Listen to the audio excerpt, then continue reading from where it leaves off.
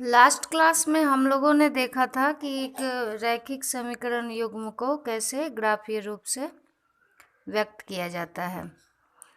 और हम लोग ये भी देखे थे कि कैसे रेखा जो था प्रतिच्छेद कर रहा था ग्राफ में। और दो केस और दिए थे कि समांतर यदि हो दो रेखा और संपाती हो तो कैसे उसका ग्राफीय निरूपण होगा। आज हम लोग फिर से उन स्थितियों को देखेंगे और देखेंगे कि क्या उस स्थिति में हल निकल रहा है। आज हम लोग रैखिक समीकरण युग्म का ग्राफीय विधि से हल करना सीखेंगे। तो इसमें तीन स्थिति है। पहली स्थिति है जब दो रेखाएं एक दूसरे को प्रतिच्छेद करती हैं। दूसरी थी कि जब दो रेखाएं समांतर होती हैं। और तीसरी जब दो रेखाएं एक दूसरे पर चढ़ी हुई हों, एक के ऊपर एक, जिसको संपाती बोलते हैं। तो पहला स्थिति देख लेते हैं हम लोग, जब दो रेखाएं एक दूसरे को प्रतिच्छेद करें। प्रतिच्छेद के लिए यहाँ पे हम लोग एक रैखिक समीकरण का युग्म लेते हैं उदाहरण के रूप में, जिससे समझने में आसानी होगी हम लोगों को। ये दो समीकरण ले लिए, क्योंकि इसको ज्यामितीय निरूपण या इसका ग्राफीय निरूपण करने के लिए पहले समीकरण एक के लिए एक बॉक्स बनाते थे, फिर दूसरे के लिए बॉक्स बनाते थे, फिर हम लोग उसको ग्राफ में बना के देखते थे। तो इसका भी हम लोग उसी तरह बना के देख लेते हैं। ये एक के लिए बना रहे हैं, इसके लिए इसको, और दो के लिए इधर बना के देख लेंगे और उसको फिर ग्राफ में देखेंगे कि क्या हल निकल रहा है या नहीं निकल रहा है। तो पहला का हम लोग कल ही निकालने सीखे थे कि यहाँ जब जीरो बैठाएंगे तो ये भी मेरा जीरो आ जाएगा सॉल्व करके, और यहाँ पे यदि टू बैठाएंगे तो यहाँ पे मेरा वन आ जाएगा। उसी तरह समीकरण दो को सॉल्व करेंगे तो यहाँ जीरो बैठाएंगे, एक्स की जगह जब जीरो होगा तो वाई मेरा 5 आ जाएगा, और एक्स की जगह पे जब 4 रखेंगे तो वाई मेरा 2 आ जाएगा। इसका हम ग्राफीय निरूपण करेंगे। अब इसको बनाने के बाद देख रहे हैं कि एक ग्राफ बना लिए हैं हम लोग, X X dash Y Y dash लिख के, जहाँ पे 1 2 3 4 करके 10 घर के अंतर में लिए हैं। तो इसके लिए समीकरण एक के लिए पहले ग्राफ बना रहे हैं। 0 0 है तो 0 0 डालें, फिर 2 1 है तो 2 1 डालें। तो ए बी पॉइंट दिए और इसको खींच दिए और समीकरण का नाम इसमें लिख दिए। तो ये एक रेखा हो गया। और दूसरा रेखा के लिए हम लोग 0 5 है तो 0 5 यहाँ पे लिए, और 4 2 है 4 2 यहाँ पे लिए बोल के एक रेखा इधर खींच दिए। तो इस रेखा का नाम दे दिए ये समीकरण। अब देख रहे हैं कि दोनों रेखाएं जो हैं एक दूसरे को प्रतिच्छेद करती है, मतलब कि इन दोनों रेखाओं का एक हल निकल रहा है। हल क्या है? 4 2, यानी x का मान कितना है 4 और y का मान कितना है यहाँ पे 2। x 4 निकल रहा है, y मेरा 2 निकल रहा है। अब दूसरा स्थिति देखते हैं, जब दो रेखाएं जो हैं आपस में समांतर होती हैं। उसके लिए समीकरण के हेल्प से हम लोग देखेंगे कि उसका ग्राफ कैसे बनेगा। यहाँ पे हम लोग और एक क्वेश्चन को देख लेते हैं। जब स्थिति है कि दो रेखाएं समांतर हों, उसका केस देखते हैं कैसे बनेगा। यहाँ एक समीकरण ये है, एक समीकरण ये है। अब इसका बक्सा बना लेंगे हम लोग समीकरण एक के लिए एक्स वाई डाल के, और समीकरण दो के लिए भी एक्स वाई डाल के एक बक्सा तैयार कर लेंगे। उसको ग्राफ में निरूपित करना है। तो समीकरण एक में देखते हैं कि जब x 0 होगा तो सॉल्व करने के बाद y 2 आएगा, और जब x 4 होगा तो सॉल्व करने के बाद y 0 होगा। अब समीकरण दो में देखते हैं, जब x 0 होगा तो y क्या हो जाएगा 4 तिया 12 हो जाएगा, और जब y 0 होगा, y को जब 0 करेंगे 2 छक 12, x 6 हो जाएगा। तो ये बक्सा बन गया, यानी कि हमको यहाँ पे 0 2 4 जीरो को ग्राफ में दिखाना है और यहाँ पे 0 3 और 6 जीरो को ग्राफ में दिखाना है। अब हम लोग एक ग्राफ खींचेंगे इसके तरह। अब यहाँ पर एक ग्राफ बन गया है। अब देखिए 0 2 यहाँ पे होगा, 0 2 यहाँ 0 2 दिखा दिए और इसका नाम ए दे दिया। अब फिर है 4 जीरो यहाँ पे हो गया, इसका नाम बी दे दिए। तो ए भी एक रेखा बना जिसका नाम क्या है, x + 2y = 4। अब देख रहे हैं 0 3 एक पॉइंट है, इसका नाम दे दिए P। और फिर है 6 जीरो यहाँ दे दिए PQ। एक रेखा बना PQ। इस रेखा का नाम क्या है, ये समीकरण का नाम दे दिए 2x + 4y = 12। तो ये देख रहे हैं, ये दो रेखाएं जो थी, दो रेखाओं का जो समीकरण था, देख रहे हैं एक दूसरे को कहीं काट नहीं रही है, ये हमेशा समांतर हो रही है। तो यहाँ पे कोई भी हल नहीं मिल रहा है। यहाँ पे हल मिला था हम लोगों को, एक जगह पे काट रही थी, इसलिए x का मान निकल गया, y का मान निकल गया। लेकिन चूंकि यहाँ पे ये एक दूसरे को काट ही नहीं रही है, यदि काटेगी ही नहीं तो ना तो x का मान निकलेगा और ना ही y का मान निकलेगा। तो यहाँ पर कोई हल निकल ही नहीं रहा है। यही हम लोग देख रहे हैं कि समांतर के केस में, समांतर जब होता है दो रेखा, तो इस स्थिति में कोई हल ही नहीं निकल रहा है। यहाँ पर देखें हम लोग, एक हल निकला, यहाँ पे एक पॉइंट निकला, एक हल निकला, लेकिन यहाँ पर जो है कोई हल नहीं निकल रहा है, कोई हल नहीं। अब हम लोग एक तीसरा स्थिति देखते हैं, जब संपाती हो जाए, दो रेखाएं एक दूसरे के संपाती हो जाए, तो उस स्थिति में क्या होगा, संपाती। उसके लिए हम लोग दो समीकरण देख लेते हैं। एक समीकरण है 2x + 3y = 9, ये समीकरण एक।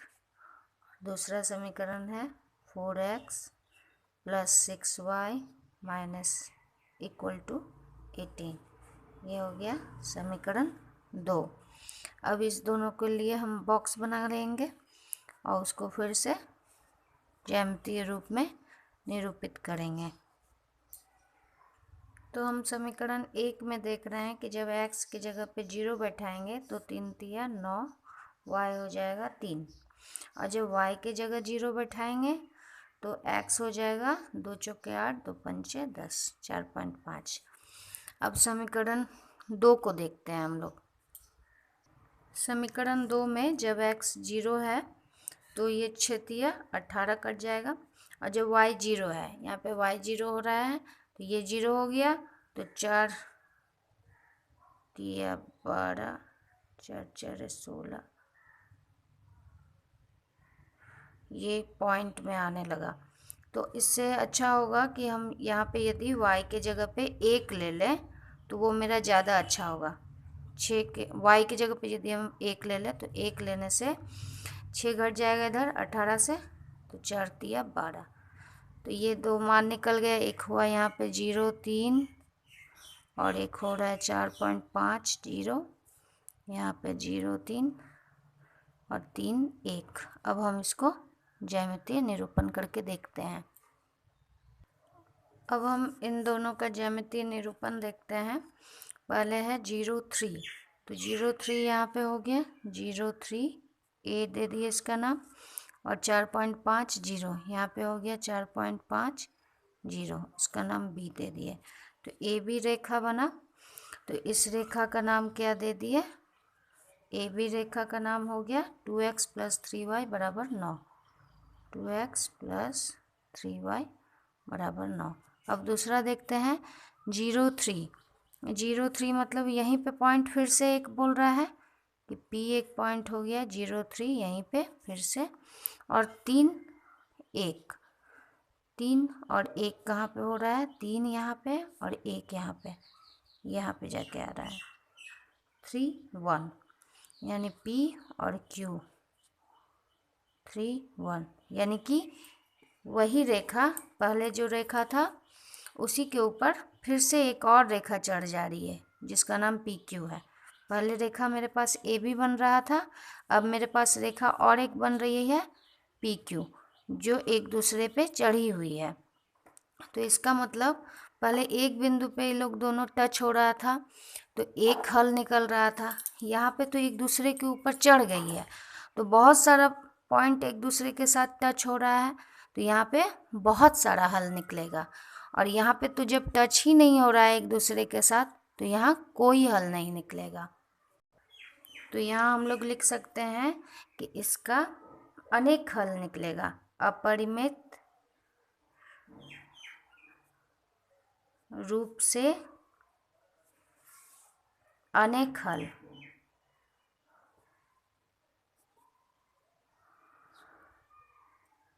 अब फिर से एक बार हम लोग देख लेते हैं इस चीज़ को। जब रेखा प्रतिच्छेद कर रही थी और एक जगह पे छू रही थी एक दूसरे को तो वहाँ पे एक हल निकल रहा था जो हम लोग लिखे थे x और y का मान। और जब ये दो रेखाएं एक दूसरे को छू ही नहीं रही थी, समांतर के केस में जब प्रतिच्छेद थी तो एक हल निकल रहा था, जब समांतर थी एक दूसरे को नहीं छू रही है कहीं पे तो कोई हल नहीं निकल रहा है। और जब संपाती है मतलब एक दूसरे के ऊपर चढ़ गई है रेखा तो बहुत सारा हल निकल रहा है, क्योंकि एक जगह छू रही थी तो एक हल, कहीं नहीं छू रही है तो कोई हल नहीं, और एक दूसरे के ऊपर ही है जब तो सब जगह छू रही है तो इसलिए बहुत सारा हल निकल रहा है। अब हम लोग ये जो तीन स्थिति देखें इसके लिए एक सारणी बनाते हैं कि किस स्थिति में क्या क्या हो रहा है। अब हम उन तीनों स्थितियों को इस सारणी में देखेंगे। पहला स्थिति था जब प्रतिच्छेद हो रही थी, तो यहाँ पे देखिए a1x plus b1y plus c1 बराबर 0 इसके फॉर्म में रहता है। हम लोग सीखे थे, व्यापक रूप इसका ये है। तो a1 के जगह पे यहाँ क्या है, कुछ नहीं है यानी 1 है, 1 लिख दिए। और a2 के जगह पे क्या है, 3 है तो 3 लिख दिए। b1 के जगह पे क्या है, -2 है, और b2 की जगह पे क्या है, 4 है, 4 लिख दिए। अब c1 की जगह पे क्या है, यहाँ पे कुछ नहीं है यानी 0 है, और c2 की जगह पे यहाँ पे क्या है, -20 है। तो यहाँ पे देखिए ये 2 दूनी 4 कटा, ये हो गया -1/2 और ये हो गया 1/3। तो 1/2 -1/2 1/3 के तो बराबर नहीं है, यानी कि यहाँ पे देख रहे हैं कि a1/a2 b1/b2 के बराबर नहीं हो रहा है, तो b1/b2 के बराबर नहीं हो रहा है।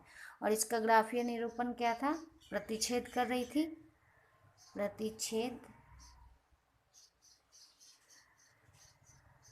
कर रही थी, और इसका बीजगणितीय निरूपण में क्या था, एक हल निकल रहा था, एक हल लिख दिए। अब दूसरा स्थिति देखते हैं। दूसरा स्थिति में था 2x प्लस 3y माइनस 9 बराबर 0, 4x प्लस 6y माइनस 18 बराबर 0। यहाँ पे a1 देख रहे हैं क्या है, 2, a2 क्या है, 4, b1 क्या है y के साथ जो है 3, b2 क्या है y के साथ क्या है यहाँ पे 6, c की जगह पे -9, यहाँ -18।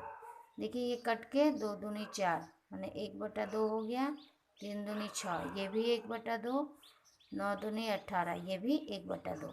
तो हम लोग देखते हैं a1/a2 b1/b2 और c1/c2 ये तीनों एक दूसरे के इक्वल है। b2 c1/c2 ये तीनों इक्वल है। ये कब था, ये हम लोग बनाए हैं, ये कौन सा स्थिति है, जब दोनों रेखा एक दूसरे के ऊपर चढ़ी हुई हो यानी संपाती हो, उस समय बहुत सारे हल निकल रहे थे। तो यहाँ पे बीजगणितीय निरूपण में लिख देंगे कि अपरिमित रूप से अनेक हल।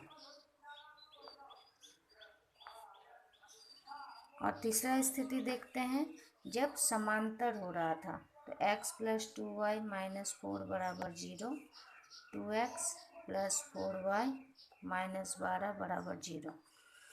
तो 1/2, यहाँ पे 2/4, यहाँ -4/-12, यहाँ काटिए, कटा, माइनस माइनस 4 × 12, यहाँ पे हुआ 1/2, ये 1/2 ही है, ये 1/3। माने ये दोनों एक दूसरे के बराबर है, लेकिन इसके बराबर नहीं है। A1/A2 B1/B2 के तो बराबर है, लेकिन C1/C2 के बराबर नहीं है। तो ये कैसी स्थिति थी? जब दो रेखाएं समांतर थी, एक दूसरे के समांतर थी। तो उस समय क्या था? कहीं भी नहीं टच हो रहा था दो लाइन एक दूसरे को, इसलिए कोई हल नहीं। तो ये सारणी हम लोग समझ गए। अब इस सारणी से हम लोग क्या समझे कि जब रेखाएं प्रतिच्छेद करेगी, प्रतिच्छेद करने की स्थिति में क्या होगा? A1/A2 is not equal to B1/B2। जब रेखाएं समपाती होगी, यानी कि एक दूसरे पे चढ़ी हुई होगी, तो A1/A2 B1/B2 बराबर C1/C2, तीनों बराबर हो जाएगा। और जब रेखाएं समांतर होंगी तो क्या हो जाएगा? A1/A2 बराबर B1/B2 तो होगी, लेकिन वो C1/C2 के बराबर नहीं होगी। और एक बात, जिस रेखा युग्म का हल निकलता हो, हल निकल सके, हल निकलना संभव हो, उसको हम संगत कहेंगे, और जिसका हल निकलना संभव ना हो उसको हम असंगत कहेंगे। जैसे इसका कोई हल नहीं निकल रहा है, समांतर जब रेखाएं होती हैं तो इसका हल कोई नहीं निकलता है, तो ये असंगत हो गया, और ये हो गया संगत। इसका हल निकल रहा है तो ये संगत, इसका भी बहुत सारा हल निकल रहा है तो ये भी संगत। अब हम लोग प्रश्न को देखेंगे कि अनुपातों A1/A2 B1/B2 और C1/C2 की तुलना कर ज्ञात कीजिए कि निम्न समीकरण युग्म द्वारा निरूपित रेखाएं एक बिंदु पर प्रतिच्छेद करती हैं, समांतर हैं अथवा समपाती है। ये हम लोग को खोजना है। अब हम ये तो देख लिए हैं तीन स्थिति, कब प्रतिच्छेद करेगी, कब समांतर होगी और कब समपाती होगी। अब इसको हम बना के दिखाते हैं, और इस दोनों को आप लोग को ट्राई करना है। जैसे यहाँ पे A1 के जगह पे क्या है? A1/A2 क्या है देख लेते हैं। यहाँ A1 है 5, ये है 7। यहाँ पे देख लेते हैं B1/B2 क्या है? यहाँ पे -4, यहाँ 6, कटा, 2 दूनी 4, 2 तिया 6, -2/3। यहाँ C1/C2 देख लेते हैं 8/-9।